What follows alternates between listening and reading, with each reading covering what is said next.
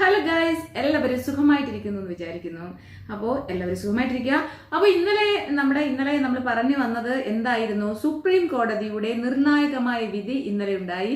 ആ ഒരു വിധി എന്ന് പറയുന്നത് കഴിഞ്ഞ വർഷം ഇതേപോലെ ഒരു പരാമർശം സുപ്രീം കോടതിയുടെ ഭാഗത്ത് നിന്നുണ്ടായിരുന്നു.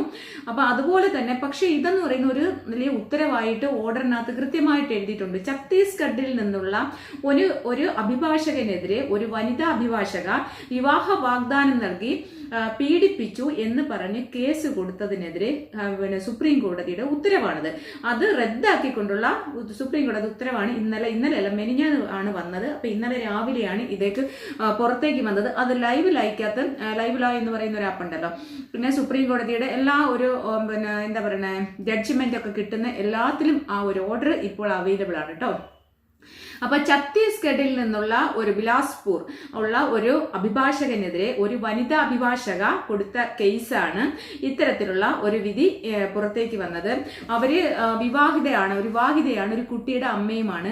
അവരുടെ വിവാഹ മോചനത്തിന്റെ കേസ് കോടതിയിൽ നടക്കുകയാണ്. അതിനിടയിൽ ഈ അഭിഭാഷകനുമായി അവര് സൗഹൃദത്തിലാവുകയും ബന്ധം സ്ഥാപിക്കുകയും ചെയ്ത് അതിനുശേഷം അവർ ആ ഒരു ബന്ധത്തിന്റെ തീവ്രതയിൽ അവര് പ്രണയത്തിലായി. അതിനുശേഷം അവര് ലൈംഗിക ബന്ധത്തിലേക്ക് ഏർപ്പെട്ടു. ഒരു 2 years 2 വർഷമായിട്ട് ഈ ബന്ധം കണ്ടിന്യൂ ചെയ്തു പോകുന്നു എന്നുള്ളതാണ് ആ ഒരു ഉത്തരവിൽ പറഞ്ഞേക്കുന്നത്. അതിനുശേഷം അവര് ഗർഭിണിയാവുകയും ആ ഗർഭിണിയായി കഴിഞ്ഞപ്പോൾ അതുവരെ അയാൾ വിളിച്ചുകൊണ്ട് വരികയും വീട്ടിൽ നിന്ന് പിക്ക് ചെയ്യുകയും കൊണ്ടുവിടുകയും ഒക്കെ ചെയ്യുന്ന ഒരു നല്ല റിലേഷനായിട്ട് അവർ കണ്ടിന്യൂ ചെയ്തതിനു ശേഷം ആ ഒരു കുട്ടി ഗർഭിണിയായി എന്നറിഞ്ഞപ്പോൾ അയാൾ അതിൽ നിന്ന് പിന്മാറി. ഗർഭഛിദ്രം നടത്താൻ നിർബന്ധിച്ചു. അതുപോലെ ഗർഭഛിദ്രം നടത്തിച്ചു എന്നൊക്കെയായിരുന്നു ആ കേസ്.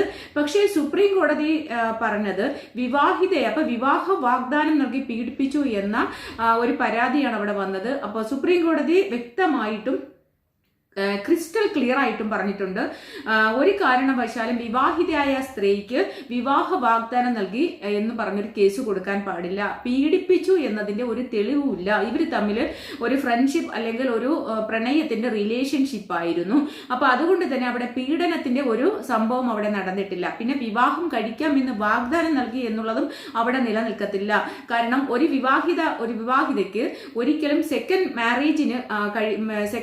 വിവാഹം കഴിക്കണം, മാരേജ് നടത്തണമെങ്കിൽ ആദ്യത്തെ വിവാഹം നിയമപരമായിട്ട് അത് ഡിവോഴ്സ് ആയിരിക്കണം. ഇത് വിവാഹത്തിന്റെ ആ ഒരു വിവാഹ ബന്ധത്തിന്റെ വിവാഹ മോചന കേസ് കോടതിയിൽ നടക്കുന്നതേ ഉള്ളൂ. അതുകൊണ്ട് തന്നെ ഈ ഒരു ഹർജിയിൽ വിവാഹം കഴിച്ച സ്ത്രീയാണ്, ഇപ്പോഴും അവരൊരു വിവാഹിതയാണ്. അതുകൊണ്ട് തന്നെ ഈ കേസ് വിവാഹം കഴിക്കാമെന്ന് പറഞ്ഞ് പ്രലോഭിപ്പിച്ച് അല്ലെങ്കിൽ വിവാഹ വാഗ്ദാനം നൽകി പീഡിപ്പിച്ചു എന്നുള്ള രീതിയിൽ ഒരിക്കലും ഈ കേസ് കാണാനാകില്ല.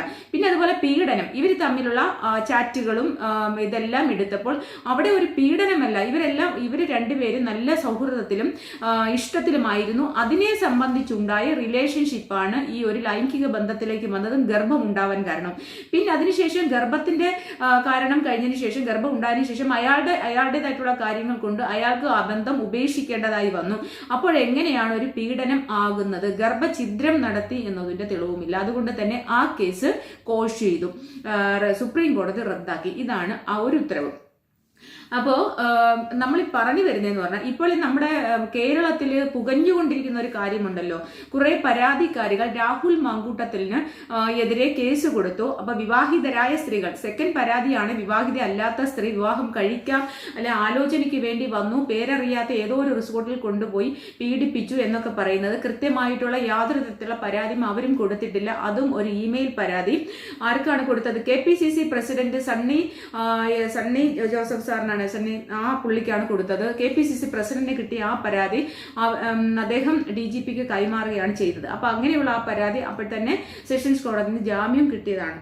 അപ്പോൾ അതാണ് സെക്കൻഡ് പരാതി. 1, 2, 3 പരാതി എന്ന് പറഞ്ഞാൽ വിവാഹിതരായ സ്ത്രീകളാണ്. സ്റ്റിൽ അവർ ഇപ്പോഴും വിവാഹിതർ തന്നെയാണ്, അവരൊരിക്കലും ഡിവോഴ്സ് ആയിട്ടില്ല. അപ്പോൾ ഇതാണ് ആ ഒരു കേസ്. അപ്പോൾ ഈ 2 കേസിന്, ആ ഒന്നാമത്തെ കേസ് കൃത്യമായിട്ട് നമ്മുടെ ഈ ഒരു കേസുമായിട്ട് വളരെയധികം സിമിലിയർ ആയിട്ടാണ് എനിക്ക് ഫീൽ ചെയ്യുന്നത് കേട്ടോ.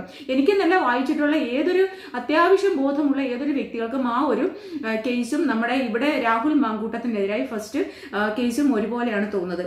അപ്പോൾ അപ്പോൾ രാഹുൽ മാങ്കൂട്ടത്തിൽ ഇപ്പം ഞാനിത് സംസാരിക്കുമ്പോൾ പല ആൾക്കാരും പറയും രാഹുൽ മാങ്കൂട്ടത്തിലിനെ ഞാൻ എന്താ വെളുപ്പിക്കാൻ നോക്കുന്നു, അല്ല രാഹുൽ മാങ്കൂട്ടത്തിന് വേണ്ടി ഞാൻ ഘോരഘോരം വാദിക്കുന്നു എന്നൊക്കെ പറയുന്ന ആൾക്കാരുണ്ടാവും എന്നുള്ള ആൾക്കാരുണ്ട്. അപ്പം അതിന്റെ ഒരു കാരണം എന്താണ്? ഇപ്പം രാഹുൽ മാങ്കൂട്ടത്തിന് ഒരു പ്രശസ്തനായ ഒരു വ്യക്തിയായിരുന്നു, അയാളൊരു യുവജന പ്രസ്ഥാനത്തിന്റെ നേതാവായിരുന്നു. അതൊരു അയാളുടെ ഒരു ഇതാണ്. അപ്പൊ അങ്ങനെയുള്ള ഒരു വ്യക്തിയെ, പ്രശസ്തനായ ഒരു വ്യക്തിയെ തേടി കണ്ടുപിടിച്ച് ഒരാളെയും അയാൾ വീട്ടിലോട്ട് ചെന്ന് പീഡിപ്പിച്ചിട്ടില്ല, ഒരാളെയും അയാൾ നിർബന്ധമായി തട്ടിക്കൊണ്ടുപോയി പീഡിപ്പിച്ചിട്ടില്ല, ഒരാളെയും അയാൾ അവരുടെ കൺസെന്റ് ഇല്ലാതെ അവരുടെ ശരീരത്തിൽ തൊട്ടതായിട്ടുള്ള യാതൊരു തരത്തിലുള്ള തെളിവും പോലീസിനോ പ്രോസിക്യൂഷനോ കൊടുക്കാനും സാധിച്ചിട്ടില്ല.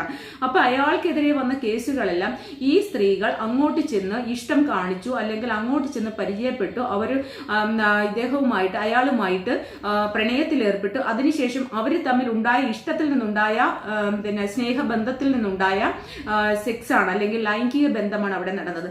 അതിൽ ചിലർ ഗർഭിണിയായിട്ടുണ്ടാവാം, ചിലർ ഗർഭിണിയായിട്ടില്ല, എത്ര പേരുണ്ടെന്ന് നമുക്കറിയില്ല. അത് അയാളുടെയും അവരുടെയും തമ്മിലുള്ള സ്വകാര്യമായ കാര്യമായിരുന്നു. അതൊരു പബ്ലിക്കിലേക്ക്, ഒരു ചാനലിലേക്ക് അവർ തമ്മിൽ പിരിയുമ്പോൾ, ഇപ്പൊ സുപ്രീം കോടതി പറഞ്ഞ കണക്ക് അവരേതെങ്കിലും കാരണവശാൽ അവര് വേണ്ട അങ്ങോട്ടും ഇങ്ങോട്ടും പരസ്പരം പിരിഞ്ഞു പോകുമ്പോൾ ഒരാൾക്ക് പക പോക്കാനുള്ള ഒരു സംഭവമല്ല ഇത് കണക്കുള്ള പീഡന പരാതികൾ. യഥാർത്ഥമായിട്ടുള്ള പീഡനത്തിൽ ഉൾപ്പെടുന്ന സ്ത്രീകൾക്ക് നീതി നിഷേധത്തിന് ഇത് ഇടയാക്കും. അതുപോലെ തന്നെ ഇത് താഴെയുള്ള കോടതികൾ ഇത് വളരെ കൃത്യമായിട്ട് ഇങ്ങനെയുള്ള കേസുകൾ കൃത്യമായിട്ട് കൈകാര്യം ചെയ്യണം. ഇതുകൂടി കോടതി അവിടെ പറഞ്ഞിട്ടുണ്ട്. ഒരുപാട് കാര്യങ്ങൾ കോടതി പറഞ്ഞിട്ടുണ്ട്. ആ ഉത്തരവിനകത്ത് കൃത്യമായിട്ട് പറഞ്ഞിട്ടുണ്ട്. നമ്മുടെ ഇന്ത്യയിലെ പരമോന്നത നീതിന്യായ പീഠമാണ് പറഞ്ഞിരിക്കുന്നത്. അപ്പോൾ ഇത് എന്തുകൊണ്ടാണ് കോടതികൾ പോലും ഇത് കൃത്യമായിട്ട് ചെക്ക് ചെയ്യുന്നില്ല, ഇത് നോക്കുന്നില്ല എന്നുള്ളതാണ്.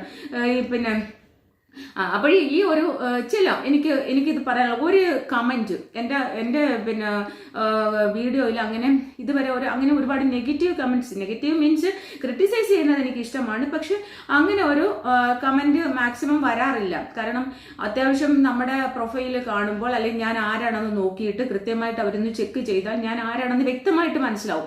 നമ്മൾ വന്നിരുന്ന് കള്ളം പറയുകയോ മോശക്കേട് പറയുകയോ നിയമമല്ലാത്ത അല്ലെങ്കിൽ നിയമപരമല്ലാത്ത കാര്യങ്ങൾ പറയുകയോ ചെയ്യുന്ന ഒരാളല്ല. ഒരു രാഷ്ട്രീയ പാർട്ടിയിലെയും ഒരു വക്താവുമല്ല, ഒരു രാഷ്ട്രീയ പാർട്ടിയിലെയും മെമ്പർഷിപ്പും ഉള്ള ഒരാളല്ല ഞാൻ. അപ്പൊ എന്റെ വീട്ടില് 5 ബ്രദേഴ്സാണ്, 5 സഹോദരന്മാരാണ്. 5 പേരും 5 പാർട്ടിയിൽ, 5 പേര് 3 പാർട്ടിയിലുള്ള ആൾക്കാരാണ്. CPM-ന്റെയും CPI-യുടെയും അതുപോലെ തന്നെ കോൺഗ്രസിന്റെയും BJP-യുടെയും അംഗങ്ങളുള്ള ഒരു വീട്ടിലെ ഒരു സ്ത്രീയാണ് ഞാൻ. അപ്പൊ അതുകൊണ്ട് തന്നെ നമുക്ക് എന്റെ ഭർത്താവും BJP-കാരനാണ്, അത് പറയണമല്ലോ. അപ്പോൾ അങ്ങനെയുള്ള ഒരു അദ്ദേഹത്തിനും BJP ആളാണ്, BJP മെമ്പർഷിപ്പാണ്, BJP-യുടെ പ്രവർത്തകനുമാണ്. അപ്പൊ പക്ഷേ എനിക്ക് എന്റേതായ കാഴ്ചപ്പാടുകളുണ്ട്. നിയമപരമായ കാര്യങ്ങൾ അതിപ്പോ ആർക്കെതിരെ വന്നാലും, അതൊരു BJP-യുടെ ഒരു ആൾക്കെതിരെ വന്നാലും കള്ളക്കേസ് അല്ലെങ്കിൽ വ്യാജ പരാതിയാണെന്ന് കാണുമ്പോൾ നമ്മൾ പ്രതികരിക്കും, പ്രത്യേകിച്ച് പുരുഷന്മാർക്കെതിരെ. കാരണം ഇവിടെ ഫേക്ക് ഫെമിനിസം ഒരുപാടുണ്ട് ഇല്ലേ? സ്ത്രീകൾക്ക് വേണ്ടി, പുരുഷന്മാർക്ക് വേണ്ടി സംസാരിക്കുന്ന സ്ത്രീകൾ ഒരുപാട് കുറവാണ്. പക്ഷേ സ്ത്രീകൾക്ക് വേണ്ടി സംസാരിക്കുന്ന സ്ത്രീകൾ ഒരുപാടുണ്ട്. അതൊരു ഫേക്ക് ഫെമിനിസം ആയിട്ടാണ് എനിക്ക് ഫീൽ ചെയ്യുന്നത്. കാരണം ജസ്റ്റിസ് എന്ന് പറയുന്ന ജെൻഡറിനെ ആശ്രയിച്ചിട്ടല്ല. ജസ്റ്റിസ് എന്ന് പറയുന്ന എല്ലാവർക്കും ഒരുപോലെയാണ്, അത് സ്ത്രീ ആയാലും പുരുഷനായാലും. അപ്പൊ അങ്ങനെ ഒരു കാഴ്ചപ്പാട് ഉണ്ടായിട്ടുണ്ട്. കാരണം നമ്മുടെ വീട്ടിലുമൊക്കെ ഒരുപാട് സഹോദരന്മാരായിട്ടും അച്ഛനായിട്ടും മക്കളായിട്ടും ഒക്കെ പുരുഷന്മാരുണ്ട്.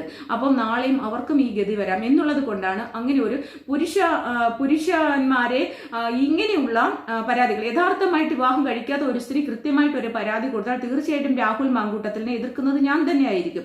അങ്ങനെ ചെയ്താൽ, അങ്ങനെ ഒരു പരാതി വന്നു കഴിഞ്ഞാൽ തീർച്ചയായിട്ടും രാഹുൽ മാങ്കൂട്ടം ശക്തമായി എതിർക്കും. പക്ഷേ ഈ രാഹുൽ മാങ്കൂട്ടത്തിനുള്ള ഈ പരാതികളെല്ലാം തീർത്തും രാഹുൽ മാങ്കൂട്ടത്തിനെ കെണിയിൽപ്പെടുത്താൻ വേണ്ടി രാഹുൽ മാങ്കൂട്ടത്തിന്റെ എതിർ പാർട്ടികൾ ചമച്ചുണ്ടാക്കിയതാണെന്ന് ഈ അവരെ അനുകൂലിക്കുന്ന രാഷ്ട്രീയക്കാർ പോലും പറയുന്നുണ്ട്. CPM-നെ ആയാലും BJP ആയാലും RSS ആയാലും അവരെ അനുകൂലിക്കുന്ന രാഷ്ട്രീയ പാർട്ടി പ്രവർത്തകർ പോലും പറയുന്നത് രാഹുൽ മാങ്കൂട്ടനെ ഒന്ന് അടിച്ച് താഴെ ഇടാൻ വേണ്ടി, അല്ലെ തകർക്കാൻ വേണ്ടിയിട്ട്, കാരണം അവനങ്ങ് കയറി പോവണ്ട എന്ന് വിചാരിച്ച് ചെയ്യുന്നതാണ് എന്നുള്ളതാണ് അവരും വിചാരിക്കുന്നത്. അപ്പൊ അതുകൊണ്ടാണ് നിയമ നിഷേധം അല്ലെങ്കിൽ നീതി നിഷേധം, അങ്ങനെ ഒരു മനുഷ്യാവകാശ നിഷേധം കാണുമ്പോഴാണ് ഞാനൊക്കെ സംസാരിക്കുന്നത്. അപ്പോൾ ഇതിനകത്തൊരു കമന്റ് വന്നത്, ഒരു കമന്റ് ഇതിനകത്ത് എഴുതിയിരിക്കുന്ന, വിവാഹിതയായ സ്ത്രീയെ ഗർഭിണികളാക്കിയിട്ട് ഗർഭം നൽകിയവൻ കൊല്ലുമെന്ന് ഭീഷണിപ്പെടുത്തി അവളുടെ താല്പര്യങ്ങൾക്ക് വിപരീതമായി ഗർഭം അലസിപ്പിക്കാൻ നിർബന്ധിക്കുന്നതും പുഴുത്ത അസഭ്യ വാക്കുകളിൽ സംബോധന ചെയ്യുന്നതും പരിഹസിച്ചു മാനസികമായി പീഡിപ്പിക്കുന്നതും ശരിയാണോ? വ്യാജ നിയമ പണ്ഡിതൻ എന്നാണ് അയാളുടെ ഒരു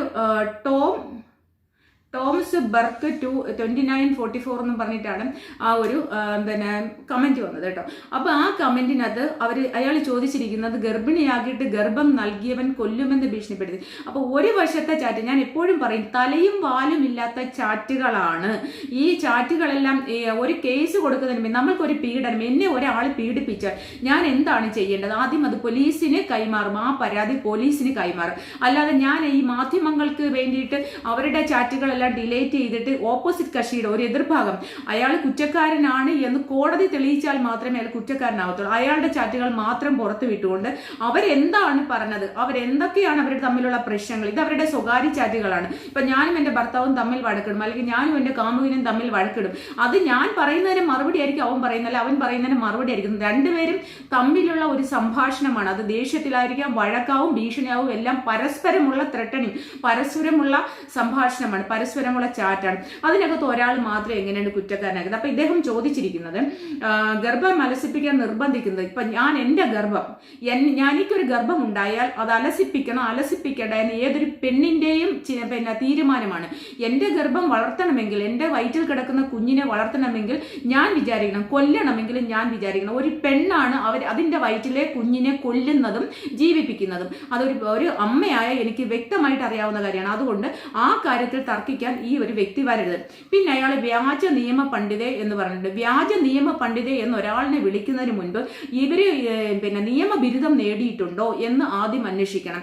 ഇവിടെ കുറെ അന്തംഗമ്മി സഹാക്കന്മാരും സഹാർത്ഥികളും ഉള്ള കള്ള ഡോക്ടറേറ്റും കള്ള PhDയും കള്ള ഡിഗ്രിയും എടുത്ത് നടക്കുന്ന ഈ നാട്ടില് ഇങ്ങനെയുള്ള കാര്യങ്ങൾ പറയുമ്പോൾ അവർക്ക് തോന്നും എല്ലാവരും ഇങ്ങനെയൊക്കെ തന്നെ വ്യാജമായിട്ട് കഷ്ടപ്പെടാതെ അവിടുന്ന് ഇവിടുന്ന് പണം കൊടുത്തും കള്ളത്തട്ടിപ്പിലും ഡിഗ്രീസ് നേടിയതാണെന്നൊരു തോന്നൽ ഈ പിന്നെ വിവരമില്ലാത്തവന്മാർക്ക് തോന്നും. അപ്പൊ അതുകൊണ്ട് പറയാണ് വ്യാജ നിയമ പണ്ഡിതയല്ല, LLB ബാംഗ്ലൂരിൽ നിന്ന് LLB 5 വർഷത്തെ LLB കോഴ്സ് പാസ്സായി, അതുപോലെ തന്നെ കേരള യൂണിവേഴ്സിറ്റിയിൽ നിന്ന് LLM സെക്കൻഡ് റാങ്കോടെ അഡ്മിനിസ്ട്രേറ്റീവ് പാസ്സായി ഇറങ്ങിയ ഒരാളാണ്. ഇപ്പോൾ ക്രിമിനൽ ലോയിൽ PhD ചെയ്യുന്ന ഒരാളാണ് ഞാൻ. ഓക്കെ. പിന്നെ അതുപോലെ MA economics, MA public administration, MBA HR, ഇത്തരം വിദ്യാഭ്യാസം പോസ്റ്റ് ഗ്രാജുവേഷൻ ഡിഗ്രി ഉള്ള ഒരാളാണ്. അപ്പൊ എനിക്കതുകൊണ്ട് വ്യാജ ഡിഗ്രികളൊന്നുമില്ല. ഞാൻ അതോ കഷ്ടപ്പെട്ട് ബുദ്ധിമുട്ടി രാവും പകലും ഇരുന്ന് കഷ്ടപ്പെട്ട് പഠിച്ച് നേടിയ ഡിഗ്രീസ് മാത്രമേ ഉള്ളൂ എനിക്ക്. ഓക്കെ. അപ്പോൾ ഇങ്ങനെ വ്യാജമായിട്ട് ഡിഗ്രി നേടുന്നവർക്ക് ഈ കഷ്ടപ്പെട്ട് പഠിച്ചതിന്റെ വില അറിയാൻ പറ്റില്ല. അപ്പൊ അതുകൊണ്ട് വിളിക്കുമ്പം മാന്യമായിട്ടും മര്യാദയ്ക്കും വിളിക്കുക. ഓക്കെ. അപ്പോൾ അതിനുശേഷം പിന്നീട് പിന്നെ എന്തോ ഭ്രൂണത്തിന് പേരുകൾ നൽകി മനുഷ്യരൂപം വയ്ക്കുമ്പോൾ പെടുന്നതിനെ അടവ് മാറ്റി പിന്നെ എന്തോ അഭിചാരികമായി അതിനെ കൊല്ലാൻ നിർബന്ധിക്കുന്ന അതിക്രൂരമായ കുറ്റമല്ലേ? എന്ത് കുറ്റമാണ്? ആര് കൊല്ലാൻ തീരുമാനിക്കുന്നു? സ്വന്തം തള്ളയ്ക്കാണ് അവനവന്റെ വയറ്റിൽ കിടക്കുന്ന കുഞ്ഞിനെ കൊല്ലാനും ജീവിപ്പിക്കാനും പറ്റുക. ഒരാള് ഗുളിക കൊടുക്കുക, അല്ലെങ്കിൽ ഒരാൾ നീ ഗുളിക കഴിച്ച് ആ ഗർഭം അലസിപ്പിക്കുക എന്ന് പറഞ്ഞാൽ എങ്ങനെയാണ് അത് ഗർഭം അലസുന്നത്? എനിക്ക് എന്റെ വയറ്റിൽ കിടക്കുന്ന കുട്ടിയെ അലസിക്കളയാൻ അല്ലെങ്കിൽ നശിപ്പിച്ച് കളയണമെങ്കിൽ ഞാനെന്ന് പറയുന്ന വ്യക്തി വിചാരിക്കണം. അപ്പൊ അതിന്റെ ഉത്തരവാദിയും കുറ്റവാളിയും ഞാൻ മാത്രമാണ്. എന്റെ കുഞ്ഞിനെ കൊന്ന കുറ്റവാളി ഞാൻ മാത്രമാണ്. ഈ ഒന്നാം പരാതിക്കാരി ആ കൊച്ചിനെ അലസിപ്പിച്ചിട്ടുണ്ടെങ്കിൽ അവര് ഉദാഹരണത്തിൽ പറഞ്ഞാൽ കൊലപാതകിയാണ്. അവരാ വയറ്റിൽ കിടക്കുന്ന കുഞ്ഞിനെ കൊന്ന കൊലപാതകിയാണ്. അതാണ് എന്റെ ഒരു കാഴ്ചപ്പാട്. അല്ലാതെ നിയമപരമായിട്ട് അവിടെ രാഹുൽ മാങ്കൂട്ടത്തിൽ നിർബന്ധിച്ചില്ലേലും അത് രാഹുൽ മാങ്കൂട്ടത്തിൽ നിയമപരമായിട്ട് യാതൊരു തെറ്റും അവിടെ ചെയ്തിട്ടില്ല. അത് ഏത് നിയമ പുസ്തകത്തിലാണ് പറയുന്നത്? അല്ലെങ്കിൽ അവരെ അതനുസരിച്ചുള്ള തെളിവുകൾ, ആ മരുന്ന് അവരെ കുത്തിപ്പിടിച്ച് വായിലോട്ട് കുത്തിപ്പിടിച്ച് ഒഴിച്ചു കൊടുത്ത് അണ്ണാക്കിലോട്ട് ഒഴിച്ച് തള്ളി കൊടുത്തതിന്റെ വീഡിയോ, അങ്ങനെയുള്ള വിഷ്വൽസ് കാണിക്കണം. അതാണ് കോടതിയിലെ തെളിവുകൾ. ഓക്കെ. അല്ലാണ്ട് ഈ വിവരമില്ലാതെ നിയമത്തിൽ ഒരു ABCD അറിയാതെ ഞാൻ വന്ന് പറയുമ്പോൾ, അല്ലെങ്കിൽ ഞാൻ വന്നൊരു കമന്റ് ഇടുമ്പോൾ എല്ലാമായി എന്ന് വിചാരിക്കരുത്. ഓക്കെ. ഒരു നിയമ പുസ്തകത്തിലും ഇല്ല ഒരാൾ പറഞ്ഞു, അതും അവര് വിവാഹിതയായ ഒരു സ്ത്രീയാണ്, അവരുടെ ഭ്രൂണം, അവരെ വയറ്റിൽ വളരുന്ന കുഞ്ഞ് അവരെ ഭർത്താവിന്റെ കൂടെ ആഴ്ചകളിൽ താമസിച്ച ഒരു സ്ത്രീയാണ് എന്നും കൂടി പറയുന്നുണ്ട്. അവരുടെ ഭർത്താവ് തന്നെയാണ് പരാതി കൊടുത്തത്. ഞാൻ എന്റെ ഭാര്യയുമായി ഒരുമിച്ച് താമസിക്കുന്ന കാലയളവിലാണ് രാഹുൽ മാങ്കൂട്ടത്തിൽ എന്റെ കുടുംബജീവിതം നശിപ്പിച്ചതെന്ന്. അപ്പൊ അങ്ങനെയുള്ള ഒരു സ്ത്രീയുടെ ഗർഭം ആരുടേതെന്ന് പോലും അറിയാൻ പറ്റില്ല. ഒന്ന് രാഹുൽ മാങ്കൂട്ടത്തിലേക്ക്, അല്ലെ അവരുടെ ഭർത്താവിൻ്റെതായിരിക്കും. അപ്പൊ അങ്ങനെയുള്ള ഒരു വ്യക്തി ആ ഒരു ഗർഭം അലസിപ്പിച്ചു അല്ലെങ്കിൽ നിർബന്ധിച്ചു അലസിപ്പിച്ചു എന്ന് പറയുന്നതിൽ കോടതിയിൽ തെളിവുകൾ വന്നിട്ടുണ്ട്. അവർ ഗുളിക കൊണ്ടുവരാൻ ആവശ്യപ്പെട്ടത് പ്രകാരമാണ് രാഹുൽ മാങ്കൂട്ടത്തിന്റെ കൂട്ടുകാരൻ ഗുളിക കൊണ്ടുവന്നത്. ഇപ്പൊ ഞാൻ നേരത്തെ പറഞ്ഞത്, ഒരാൾ ഫോണിൽ കൂടെ നിർബന്ധിച്ചാലോ വീഡിയോ കോളിൽ നിർബന്ധിച്ചാലോ എന്റെ വയറ്റിൽ കിടക്കുന്ന കുഞ്ഞിനെ കൊല്ലണോ എന്ന് ഞാൻ തീരുമാനിക്കണം. ഞാൻ കൊല്ലാൻ വേണ്ടി മരുന്ന് കൊടുത്താൽ ഞാനാണ് കുറ്റവാളി, ഞാനാണ് കൊലപാതകി. ഓക്കെ, അപ്പൊ ഇതിന്റെ മറുപടി ഞാൻ പറയാതെ പോണത് ശരിയല്ലോ. പിന്നെ സാമൂഹ്യ ഞാൻ പറഞ്ഞിട്ടുണ്ടായിരുന്നു അതിനകത്ത് സാമൂഹ്യ പ്രതിബദ്ധതയുള്ള കാര്യങ്ങൾക്ക് വേണ്ടിയിട്ട് സുപ്രീം കോടതിയിൽ വരെ, ഹൈക്കോടതികളിലും സുപ്രീം കോടതിയിലും പോകാൻ എനിക്ക് ഇഷ്ടമാണ്. സുപ്രീം കോടതിയുടെ റെക്കോർഡ് ഓഫ് കൗൺസിൽ എക്സാം എഴുതാനായിട്ട് എനിക്ക് ആഗ്രഹമുണ്ട്. ഞാൻ അങ്ങനെ എൻ്റെ ഓരോ പ്രശ്നങ്ങൾ, കാരണം ഞാനിപ്പോൾ ഒരു ആർട്ടിസ്റ്റും കൂടിയാണ്, ഞാൻ ആക്ട്രസും കൂടിയാണ്, ഡാൻസറാണ്. അപ്പം ഞാൻ എൻ്റേതായിട്ടുള്ള കുറേ കാര്യങ്ങൾ ചെയ്യുന്നുണ്ട്. വക്കീൽ പണി, പിന്നെ ഓൺലൈൻ ലീഗൽ കൺസൾട്ടേഷനാണ് ഇപ്പോൾ കൂടുതലും ചെയ്യുന്നത്. പിന്നെ എൻ്റെ ഓഫീസിൽ ജൂനിയേഴ്സ് ഉണ്ട്, എൻ്റെ ജൂനിയേഴ്സ് ഉണ്ട്, അപ്പോൾ അവർ ചെയ്യും. വളരെ അത്യാവശ്യത്തിന് മാത്രമേ നമ്മളിപ്പോൾ കേസുകൾ ചെയ്യാറുള്ളൂ. കാരണം ഞാൻ 12ാമത്തെ വർഷമാണ് വക്കീലായിട്ടും. ഓക്കെ, അപ്പം അതുകൊണ്ട് തന്നെ നമ്മൾ ലീഗൽ കൺസൾട്ടേഷൻ, പ്രത്യേകിച്ച് NRI കേസുകൾ, NRIയിൽ അവർക്ക് നിയമപരമായിട്ടുള്ള കേരളത്തിലുള്ള കേസുകൾ ചെയ്യാൻ ഒരുപാട് വിശ്വാസമുള്ളവരില്ലാത്തത് കൊണ്ട് ഞാൻ NRI കേസുകളാണ് ഇപ്പോൾ കൂടുതലും കൈകാര്യം ചെയ്യുന്നത്. അപ്പോൾ അതുകൊണ്ട് തന്നെ ഈ ഒരു പിന്നെ കുറ്റമല്ലേ എന്ന് ചോദിക്കുന്നു. പിന്നെ ന്യായീകരിക്കുന്ന സാമൂഹ്യ പ്രതിബദ്ധതയുടെ കാര്യമാണല്ലോ. അപ്പൊ സാമൂഹ്യ പ്രതിബദ്ധത എന്ന് പറയുന്ന ഒരുവനെ ന്യായീകരിക്കുന്നില്ല. നിയമലംഘനം നടന്നാൽ ഒരാളിനെ മനുഷ്യത്വകരമായിട്ടുള്ള ഒരാളിന്റെ റൈറ്റ് ഉണ്ട്, അവകാശമുണ്ട്. ഇന്ത്യൻ ഭരണഘടന നമ്മുടെ കോൺസ്റ്റിറ്റ്യൂഷൻ ഓരോരുത്തർക്കും കൂടെ, ഞാൻ administrative law, constitution and administrative law LLM second റാങ്കോടുകൂടി പാസ്സായ ഒരാളാണ്. നമ്മുടെ ഇന്ത്യൻ ഭരണഘടന ഓരോ വ്യക്തികൾക്കും അവകാശം കൊടുത്തിട്ടുണ്ട്. അപ്പൊ അവർക്കും ജീവിക്കാനുള്ള അവകാശം ഇന്ത്യ മഹാരാജ്യത്തുണ്ട്. ആ ജീവിക്കാനുള്ള അവകാശത്തെ കരിവാരി തേച്ച് ചെളിക്കുണ്ടിലോട്ട് ചവിട്ടിത്താത്തുമ്പോൾ അതിനെതിരെ നമ്മൾ പ്രതികരിക്കും. അപ്പൊ ഒരു പുരുഷനാന്ന് കരുതി ആരെയും അങ്ങനെ ചെളിവാരി തേക്കാൻ പറ്റില്ല. കുറെ പെണ്ണുങ്ങൾ വന്നിരുന്ന്, കല്യാണം കഴിച്ച കുറെ സ്ത്രീകൾ വന്നിരുന്ന് അവിടെ ഇവിടെ വലിയ വർത്താനം പറഞ്ഞു, വലിയ പത്രക്കാരാണെന്ന് പറഞ്ഞ് ഭാവിച്ചു, അങ്ങനെ കുറെ പെണ്ണുങ്ങൾ വന്നിരുന്ന് ഇങ്ങനെ ഒരു പുരുഷനെ തകർക്കാൻ ശ്രമിച്ചാൽ ഇവിടെ അത്യാവശ്യം പഠിത്തവും വിദ്യാഭ്യാസവും വിവരവും പിന്നെ എല്ലാ നല്ല വിവരവും കോമൺ സെൻസുള്ള വീട്ടമ്മമാരും ഒക്കെ ഉണ്ട് എന്ന് വിചാരിക്കുക. ഓക്കെ, അപ്പം ഈ ചാറ്റുകൾ കൃത്യമായി കേട്ടു പോകുക. അത് താൻ തന്നെ ഇരുന്ന് മണിക്കൂറുകൾ കേട്ടാൽ മതി. ഓക്കെ, അപ്പോൾ ഞാൻ അതിനൊരു റിപ്ലൈയും കൊടുത്തിട്ടുണ്ട്. നിങ്ങൾ അത് ചിലപ്പോൾ ആരെങ്കിലുമൊക്കെ പോയി നോക്കിയാൽ അറിയാം. പക്ഷെ ഞാൻ അങ്ങനെ ഒരുപാട് ഇങ്ങനെയുള്ള ആവശ്യമില്ലാത്ത റിപ്ലൈസ് ഒന്നും ഞാൻ കൊടുക്കാറില്ല. അപ്പോൾ ഞാൻ പറഞ്ഞിട്ടുണ്ട്,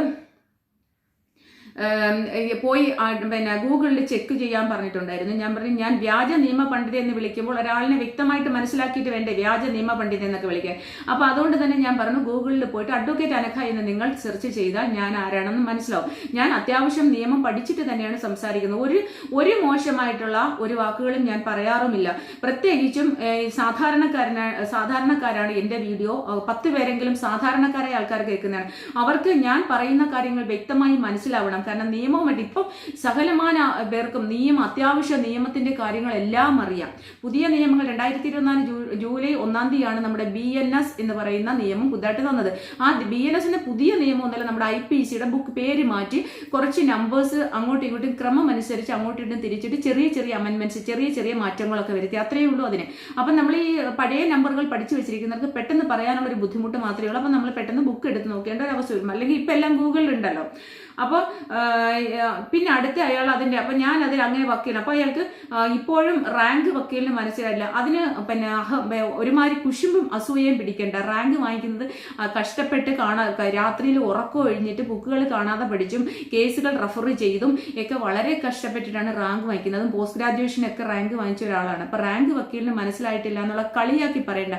അതൊക്കെ നിങ്ങൾ എന്താ പറയണേ, ഒരു വിദ്യാഭ്യാസം എന്താണെന്നറിയാത്ത വ്യാജമായിട്ട് വിദ്യാഭ്യാസം നേടുന്ന അല്ലെങ്കിൽ സർട്ടിഫിക്കറ്റുകൾ നേടുന്ന ഒരു വിവരവും ഇല്ലാത്ത ബോധവും ഇല്ലാത്ത ഒരാൾക്കാർക്കാണ് അങ്ങനെ പരിഹസിക്കാൻ കഴിയുന്നത്. ഞാനൊരു 10th ഞാനൊരു 5ാം ക്ലാസ്സിൽ പഠിക്കുന്ന കുട്ടികളെ പോലും ബഹുമാനിക്കുന്ന ആളാണ്. കാരണം 5ാം ക്ലാസ്സിൽ പഠിക്കുന്ന ഒരു കുട്ടിക്ക് പോലും നമുക്കറിയാത്ത അറിവുകൾ അവർക്ക് അറിയാൻ പറ്റും, അവരിൽ നിന്ന് നമുക്ക് അവർ മനസ്സിലാക്കാൻ പറ്റും. അങ്ങനെ വിദ്യാഭ്യാസത്തിനെ കളിയാക്കേണ്ട. ഈ ലോകത്തിൽ സമ്പത്തിനേക്കാൾ വലുതാണ് വിദ്യാഭ്യാസം. എന്റെ വിദ്യാഭ്യാസം എന്റേത് മാത്രമാണ്, അത് ആർക്കും എടുത്തുകൊണ്ട് പോകാൻ പറ്റത്തില്ല. സമ്പത്ത് ഇന്നെനിക്ക് കോടിക്കണക്കിന് രൂപയുണ്ടെങ്കിൽ ഞാനൊരു പിന്നെ ഒരു അസുഖം വന്നോ അല്ലെങ്കിൽ ഞാനൊന്ന് പ്രായമായോ ഞാൻ മരിച്ചു കഴിഞ്ഞാൽ ഈ സ്വത്തുക്കളും ഈ സമ്പാദ്യവും ഒന്നും എന്റേതല്ല, അത് വേറൊരാളാണ് അവകാശി അതിന്റെ. അല്ലേ, നമ്മൾ ഈ സമ്പത്തിന്റെയും നമ്മുടെ കോടിക്കണക്കിനുള്ള സ്വത്തുക്കളുടെയും കാവൽക്കാർ മാത്രമായിരിക്കും. പക്ഷെ എന്റെ വിദ്യാഭ്യാസം അനഘ എന്ന് പറയുന്ന എന്റെ പേര് അനഘ എന്നാണ്, അഡ്വക്കേറ്റ് അനഘ. അമ്മു എന്ന് പറയുന്ന വീട്ടിലെ പേരാണ്. അപ്പം എൻ്റെ വിദ്യാഭ്യാസം അനഘയുടെ പേരുള്ള ഡിഗ്രി സർട്ടിഫിക്കറ്റുകളും പോസ്റ്റ് ഗ്രാജുവേഷൻ ഡിഗ്രീസ് എല്ലാം എൻ്റെത് മാത്രമാണ്. അപ്പോൾ അതുകൊണ്ട് വിദ്യാഭ്യാസത്തിനപ്പുറം ഈ ലോകത്ത് ഒന്നുമില്ല എന്ന് വിശ്വസിക്കുന്ന ഒരു അച്ഛൻ്റെയും അതുപോലെ ഞാനും, എൻ്റെ ഒരു അച്ഛൻ്റെ മകളാണ് ഞാൻ, ഒരു സഖാവ്, എൻ്റെ അച്ഛൻ ഒരു സഖാവായിരുന്നു, അദ്ദേഹത്തിൻ്റെ മകളാണ് ഞാൻ. അതുകൊണ്ട് വിദ്യാഭ്യാസത്തിനെ കളിയാക്കി ഇങ്ങോട്ട് സംസാരിക്കേണ്ട. ഓക്കെ. പിന്നെ എന്തുവാ പിന്നെ കുറേ ഉണ്ട് അതിനകത്ത്, എല്ലാം നമ്മൾ വായിക്കേണ്ട കാര്യമില്ല. എന്തോ അഭിമുഖം ചെയ്ത് എഴുത്തി കാണിക്കാമെന്നോ എന്തോ ലൈവായിട്ട് മാങ്കോഴിയെ, പിന്നെ ഞാൻ ഈ മാങ്കോഴി എന്ന് വിളിക്കുമ്പോൾ ഈ CPM-ന്റെ ഒരുപാട് കോഴികൾ നിയമസഭയിൽ ഇരിപ്പുണ്ട്, അതുപോലെ പുറത്തും ഇരിപ്പുണ്ട്. 70, 75, 80 വയസ്സായ കിളവന്മാർ, പെണ്ണുപിടിയന്മാരെ പേഴ്സണലായിട്ട് എനിക്കറിയാം. ഓക്കെ. പിന്നെ അതുപോലെ BJP-യിൽ ഇപ്പോഴും എൻ്റെ കയ്യടുത്ത് കേസ് വന്ന് കിടക്കുകയാണ്. BJP-യുടെ പ്രമുഖ നേതാവ് ഒരു സ്ത്രീയുമായിട്ട്, ഒരു വിവാഹിതയായ ഒരു സ്ത്രീയുമായിട്ടുള്ള ബന്ധത്തിൽ അവരെ ഭർത്താവ് കണ്ടുപിടിച്ച് ആ ഭർത്താവ് എൻ്റെ അടുത്ത് ഇപ്പോഴും കേസിന് വന്നിരിക്കുകയാണ്. അപ്പോൾ ഒരാളും നല്ലതൊന്നും നടയണം. പിന്നെ എല്ലാ പ്രൊഫഷനിലും ഉണ്ട് കോഴികളും, പെടക്കോഴികളുണ്ട്, പൂവൻ കോഴികളുണ്ട്. ഒരാളെ മാത്രം പറയണ്ട. ഈ മാങ്കോഴി, രാഹുൽ മാങ്കൂട്ടം ഒരു പൂവൻ കോഴിയാണെങ്കിൽ അവന്റെ പുറകെ നടന്ന വെറും കാട്ടുകോഴി പെടക്കോഴികളാണ് ബാക്കിയുള്ളതെല്ലാം. അല്ലാണ്ട് രാഹുൽ മാങ്കൂട്ടത്തിൽ പൂവൻ കോഴി അല്ലെന്നൊന്നും ഞാൻ പറയുന്നില്ല. രാഹുൽ മാങ്കൂട്ടത്തിൽ പൂവൻ കോഴിയാണെങ്കിൽ അവന്റെ പുറകെ നടന്നതെല്ലാം വെറും പെടക്കോഴി കാട്ടുകോഴികളാണ്, അല്ലാതെ വേറെ ആരും നടക്കത്തില്ല. ഞങ്ങളുടെ ഒന്നും വീട്ടിലെ പെണ്ണുങ്ങളും ഞങ്ങളും ഒക്കെ സകലമാൻ ഇങ്ങനെയൊന്നും കണ്ടവന്മാരുടെ പുറകെ പോണവരല്ല. അതുകൊണ്ട് ഞങ്ങൾക്കൊക്കെ മാന്യമായിട്ട് സംസാരിക്കാനായിട്ടുള്ള ഒരു വോയിസ് ഉണ്ട്. ഞങ്ങളുടെയൊക്കെ വീട്ടിലിരിക്കുന്ന പെണ്ണുങ്ങളും ഞങ്ങളുടെയൊക്കെ വീട്ടിലെ ദാമ്പത്യ പ്രശ്നങ്ങൾ പരിഹരിക്കും. കണ്ടവന്മാരെ തിരക്കിപ്പോയി അവർക്ക് റൂം എടുത്ത് കാത്തിരിക്കത്തില്ല. വല്ല കണ്ടവന്മാരെ ഫ്ലാറ്റിലേക്ക് വിളിച്ചു വരുത്തി കൂടെ കിടക്കത്തില്ല. അതുപോലെ തന്നെ കണ്ടവന്മാരെ വിളിച്ചു വരുത്തി അവന്മാർ പറയുന്നിടത്തല്ല ഓടിപ്പോയി ചെല്ലത്തില്ല. ഓക്കെ. കണ്ടവന്മാരായിട്ടെല്ലാം ചാറ്റ് ചെയ്ത് ഗർഭം ഉണ്ടാക്കത്തൂല ഞങ്ങളുടെ വീട്ടിലെ പെണ്ണുങ്ങളും ഞാനും എൻ്റെ വീട്ടിലെ പെണ്ണുങ്ങൾ. അത് മനസ്സിലാക്കുക. അപ്പൊ അങ്ങനെ പറഞ്ഞിട്ടുണ്ട്, കുറെ കാര്യങ്ങളൊക്കെ ഇങ്ങനെ പറയുന്നു.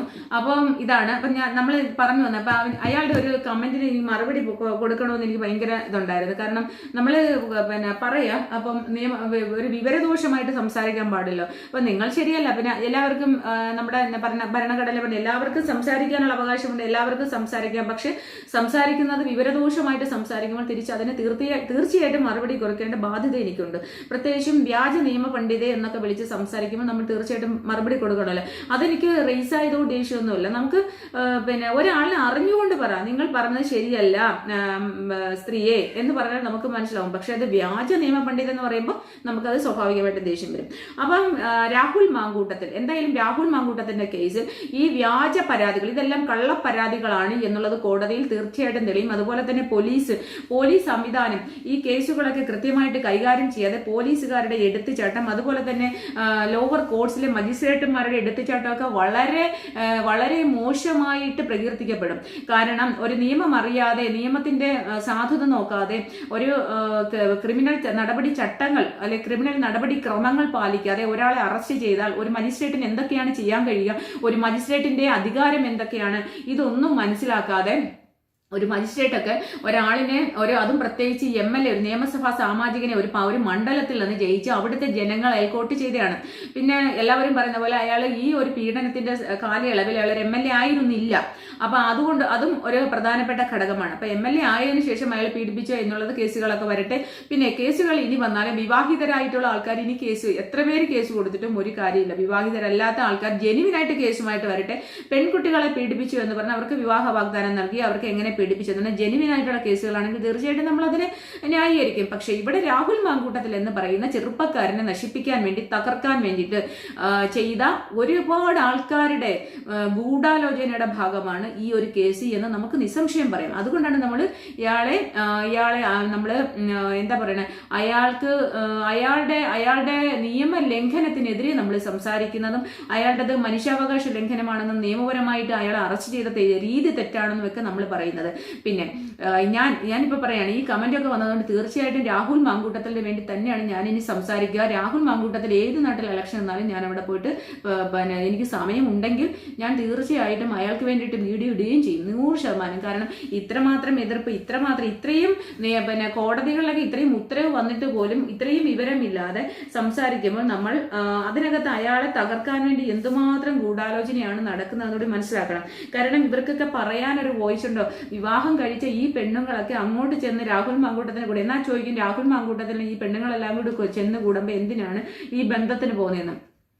ഒരു സമയത്ത് ഒരാളുമായിട്ടാണ് അയാൾ ബന്ധം സ്ഥാപിച്ചേക്കുന്നത്, ഒരാളുമായിട്ടല്ല എന്നുള്ളതും തെളിയിക്കട്ടെ. പിന്നെ ഒരു സ്ത്രീ പറയുന്നിട്ട് KSUക്കാരുടെയും യൂത്ത് കോൺഗ്രസ്സുകാരുടെയൊക്കെ കമ്മിറ്റികൾ എടുത്തു കഴിഞ്ഞാൽ അയാൾ അവരോടെല്ലാം സംസാരിച്ച ചാറ്റുകൾ കണ്ടു കഴിഞ്ഞാൽ അയാളൊരു കോഴിയാണെന്ന് മനസ്സിലാവുന്നു. ഈ പെണ്ണുങ്ങളൊക്കെ ഒരു വാക്ക് അയാൾ ഒരിക്കലും ഒരു മനുഷ്യനും ഈ ഒരു കോഴികൾ പക്കാ പെണ്ണുപിടിയന്മാരും പോലും ആദ്യം ഒരു സ്ത്രീയോടും ചെന്ന് ആദ്യമായിട്ട് മോശമായിട്ട് പറയില്ല. ആദ്യം ചെന്ന് ഹലോ എന്ന് പറയും, നിങ്ങളുടെ പ്രോഗ്രാം ഉണ്ടെങ്കിൽ നിങ്ങളുടെ പ്രോഗ്രാം ഇഷ്ടമാണെന്ന് പറയും, അല്ലെങ്കിൽ നിങ്ങളെ ഞാൻ സിനിമയിൽ കണ്ടിട്ടുണ്ടെന്ന് പറയും, അല്ലെങ്കിൽ നിങ്ങളുടെ പ്രസംഗം ഞാൻ കേട്ടിട്ടുണ്ടെന്ന് പറയും, അല്ലെങ്കിൽ നിങ്ങൾ നന്നായി കൊള്ളാം, നിങ്ങൾ നല്ല മിടുക്കിയാണല്ലോ എന്ന് പറയും. അല്ലെങ്കിൽ നിങ്ങൾ, കാരണം ഇതൊക്കെ നമുക്ക് കൃത്യമായിട്ട് വരും, നമ്മൾ അപ്പം തന്നെ ആ ഒരു ഇതിൽ കട്ട് ചെയ്യും. കാരണം അതിനപ്പുറത്തേക്ക് നമുക്കറിയാം, ഇങ്ങനെ പറഞ്ഞു കഴിയുമ്പോൾ പിന്നെ കണ്ടിന്യൂസ് ഒരു ഗുഡ് മോർണിംഗ് വരുമ്പോഴോ എങ്ങനെയുണ്ട് സുഖമാണ് എന്ന് ചോദിക്കുമ്പോൾ അതൊക്കെ ഓക്കെ. പക്ഷേ അതിനകത്ത് ആ ഒരു വാക്കുകളുടെ ഒരു വ്യത്യാസം, ഒരു 9 മണിക്ക് ശേഷം അല്ലെങ്കിൽ രാത്രി സന്ധ്യയ്ക്ക് ശേഷം നമ്മുടെ ഫോണിൽ വരുന്ന മെസ്സേജുകൾ നമുക്ക് കാണുമ്പോൾ അറിയാം, ഒരാവശ്യമില്ലാതെ എല്ലാ ദിവസവും 10 മണിക്ക് ശേഷം നമ്മുടെ ഫോണിൽ ഒരാളും ഒരു അപരിചിതനും എത്ര അടുപ്പമുണ്ടെന്ന് പറഞ്ഞാലും വിളിക്കേണ്ട ഒരു ആവശ്യമില്ല, അല്ലെങ്കിൽ ഒരു മെസ്സേജിന്റെ ആവശ്യമില്ല. അപ്പോഴൊക്കെ നമ്മൾ സ്റ്റോപ്പ് ചെയ്യണം. നമുക്കൊരു എല്ലാത്തിനും ഒരു ബാരിയർ ഉണ്ടാവണം. ആ ബാരിയർ നമുക്ക് മനസ്സിലാക്കാൻ, സ്ത്രീകൾക്ക് മനസ്സിലാക്കാൻ കഴിഞ്ഞില്ലെങ്കിൽ എങ്ങനെ? അപ്പം ഇതിനൊക്കെ നമ്മൾ വളം വെച്ച് കൊടുക്കുകയാണ്. അവര് സംസാരിക്കും, പുരുഷന്മാരായാലും സ്ത്രീകളായാലും അങ്ങോട്ട് തള്ളി കയറി പരസ്പരം സംസാരിക്കുമ്പോൾ വേണ്ട, പുരുഷനായാലും വേണ്ടാന്ന് വെക്കുന്നിടത്ത് വേണ്ടാന്ന് വെച്ചിട്ട് അവനവന്റെ കാര്യം തിരക്കി പോകും. അത് രാഹുൽ മാങ്കൂട്ടത്തിലുണ്ട് ഒരു എന്താ പറയുക, നമുക്കെല്ലാവർക്കും ഒരു പാഠമാകേണ്ട കാര്യമാണ്. അത് പ്രത്യേകിച്ചും പുരുഷന്മാർക്കും. കാരണം ഇതേപോലുള്ള ഹണി ട്രാപ്പിൽ ഉള്ള സ്ത്രീകളുമുണ്ട്, ഒരുപാട് പേര് ഇങ്ങനെയുള്ള സ്ത്രീകളും നമ്മുടെ നാട്ടിൽ ഒരുപാടുണ്ട്. ഒരുപാട് പ്രശ്നങ്ങളും ഇതൊക്കെ ആയിട്ട് ജീവിക്കുന്ന പുരുഷന്മാരെ ഇതേപോലെ പ്രശ്നങ്ങൾ കുരുക്കാൻ വേണ്ടിയിട്ടും ഇങ്ങനെയുള്ള സ്നേഹം പ്രണയമൊക്കെ നടിച്ചിട്ട് ചെല്ലുന്ന, കാര്യം സാധിക്കാനല്ലേ കാര്യം ഏതെങ്കിലും രീതിയിൽ പകപോക്കലിന്റെ ഭാഗമായിട്ടും ചെല്ലുന്ന ആൾക്കാരുണ്ട്. അപ്പൊ റിവെഞ്ചിന്റെ ഭാഗമായിട്ട് ഒരിക്കലും നിയമം, സുപ്രീം കോടതി പറഞ്ഞേക്കുന്ന പ്രധാനപ്പെട്ട കാര്യം, ഇതൊരു എന്താ പറയുക, റിവെഞ്ചിന്റെ ഭാഗമായിട്ട് നിയമത്തിൽ ഒരിക്കലും ഇതൊരു പകപോക്കലിന്റെ ഭാഗമായിട്ട് നിയമം ഒരിക്കലും ചെയ്യാൻ പാടില്ല. അത് ലോവർ കോടതികൾ, എല്ലാ കോടതികളും അത് ശ്രദ്ധിക്കേണ്ടതുണ്ട്. അതുപോലെ തന്നെ പിന്നെ ഒരു കാര്യം കൂടി പറഞ്ഞിട്ടുണ്ട്, ഇതെല്ലാം ലോവർ കോടതികൾ. നീതി നിഷേധം, ഇത് യഥാർത്ഥമായിട്ട് ഞാൻ എല്ലാ വീഡിയോയിലും പറയുന്ന നീതി നിഷേധം, എന്താ പറയുന്ന യഥാർത്ഥമായിട്ടും പീഡനത്തിന് ഉണ്ടാകുന്ന പീഡനം അനുഭവിക്കുന്ന സ്ത്രീകൾക്ക് നീതി നിഷേധം, അവർക്ക് നീതി നിഷേധം ഉണ്ടാവും. അല്ല, ഞാനൊന്ന് ചോദിക്കട്ടെ, ഈ കമന്റ് ഇടുന്ന മഹാന്മാരോട് ഞാൻ ഒരു കാര്യം ചോദിക്കട്ടെ. ഈ വാളയാറും അവിടെ ഇവിടെയൊക്കെ പെൺകുട്ടികളെ ആത്മഹത്യ ചെയ്തല്ല, അവരെ കൊന്ന് ബലാത്സംഗം ചെയ്ത് കെട്ടിത്തൂക്കിയ സഹാക്കന്മാരെ കുറിച്ച് നിങ്ങൾ എന്താണ് പറയാത്തത്? പിഞ്ചു കുട്ടികളെ വരെ ബലാത്സംഗം ചെയ്ത് കെട്ടിത്തൂക്കി. ഇപ്പതേ കൊല്ലം സായി ഹോസ്റ്റൽ 2 പെൺകുട്ടികൾ ആത്മഹത്യ ചെയ്തു. എന്തിനാണ് ഇതൊക്കെ? എന്താണ് അന്വേഷിക്കാതെ? ഇന്നതേ ഒരു 17-കാരി പീഡിപ്പിച്ചു എന്ന് പറഞ്ഞപ്പോൾ ഒരു 17-കാരിയെ പീഡിപ്പിച്ചു എന്ന് പറയുന്നത്, ഇങ്ങനെ എവിടെയെല്ലാം ആത്മഹത്യകൾ നടക്കുന്നു, എവിടെയെല്ലാം കൊലപാതകങ്ങൾ, ബലാത്സംഗം ചെയ്ത് കെട്ടിത്തൂക്കുന്നു. ഇവരൊന്നും പെൺകുട്ടികളല്ല. ഇവർക്ക് വേണ്ടിയിട്ടൊക്കെ നിങ്ങൾ എന്താണ് ഘോരം സംസാരിക്കാൻ വേണ്ടി കമന്റ് ഇടാനൊന്നും വരാത്തത്? അല്ല, ഇവർക്ക് വേണ്ടിയിട്ട് എന്താണ് ചാനലൊന്നും പോയി ചർച്ച ചെയ്യാമെന്ന് വെല്ലുവിളിക്കാത്തത് എന്താണ്? അപ്പൊ ഇവരൊന്നും പെൺകുട്ടികളല്ലേ? ഇങ്ങനെ കുറേവളുമാര്, കല്യാണം കഴിച്ച കെട്ടവന്മാരുള്ളവളുമാര് കാമം തീർക്കാൻ വേണ്ടി വല്ലവന്മാരുടെയും പുറകെ പോയി കൂടെ കിടന്ന് ഗർഭം ഉണ്ടാക്കി, പിന്നെ അത് കഴിഞ്ഞിട്ട് വന്ന് ചാനലുകളിൽ മഞ്ഞപ്പത്രക്കാർക്ക് കൊടുത്ത് വലിയ വലിയ കഥകൾ മെനയുമ്പോൾ അത് കേട്ട് രസിക്കുമ്പോൾ ഒരു ഇപ്പുറത്ത് നിൽക്കുന്നത് 10 പേർ അറിയുന്നവനാണെന്ന് കാണുമ്പോൾ അവനെ തകർക്കാൻ വേണ്ടിയിട്ട് TV ചാനലുകളുടെ റേറ്റിംഗ് കൂടാൻ വേണ്ടി ഇറങ്ങുമ്പോൾ മാത്രമേ ഉള്ളൂ ഈ കമന്റ് ഇങ്ങോട്ട് വരുന്നത്, കയ്യിൽ നിന്നും വായിൽ നിന്നൊക്കെ ഇങ്ങനെ കമന്റുകൾ പുറപ്പെടുന്നത്. അല്ല, ഞാൻ അറിയാൻ ചോദിക്കാം, ഇവിടെ സ്ത്രീകൾക്ക് 2 നിയമം വേണ്ടല്ലോ? ഇവിടെ സ്ത്രീകൾക്ക് എന്ന് പറഞ്ഞാൽ എല്ലാവർക്കും ഒരേ കണക്ക് നിയമമാണ് വേണ്ടത്. അപ്പം പിന്നെ കെട്ടിയവളുമാർ, കല്യാണം കഴിച്ചവളുമാർ കുറെ എണ്ണം ഇങ്ങനെ വന്ന് പരാതികൾ കൊടുക്കുമ്പോൾ അവർക്ക് വേണ്ടിയിട്ട് ഒരു നിയമം. ഇവിടെ സാധാരണ പെൺകുട്ടികൾ ബലാത്സംഗത്തിനിരയായി അവരെ കൊല്ലുകയോ അല്ലെങ്കിൽ അവരെ ആത്മഹത്യ ചെയ്യുകയോ ചെയ്യുമ്പോൾ, അല്ലെങ്കിൽ പീഡനത്തിന് കേസ് കൊടുക്കുമ്പോൾ അവർക്ക് വേണ്ടിയിട്ട് വേറൊരു നിയമം. ഇതെന്താണ്? എവിടെയാണ് സ്ത്രീപക്ഷം? അപ്പൊ അതുകൊണ്ട് ഇങ്ങനെയുള്ള കമന്റ് ഇടാൻ വരുമ്പോൾ ഇത് കണക്കായിരിക്കത്തില്ല, ഞാൻ രൂക്ഷമായിട്ടായിരിക്കും ഈ കമന്റ് എടുത്ത് വെച്ച് പിൻ ചെയ്തിട്ടായിരിക്കും ഞാൻ സംസാരിക്കുക. ഓക്കെ, അപ്പൊ ഓക്കെ ഗായ്സ്, എല്ലാവരും സുഖമായി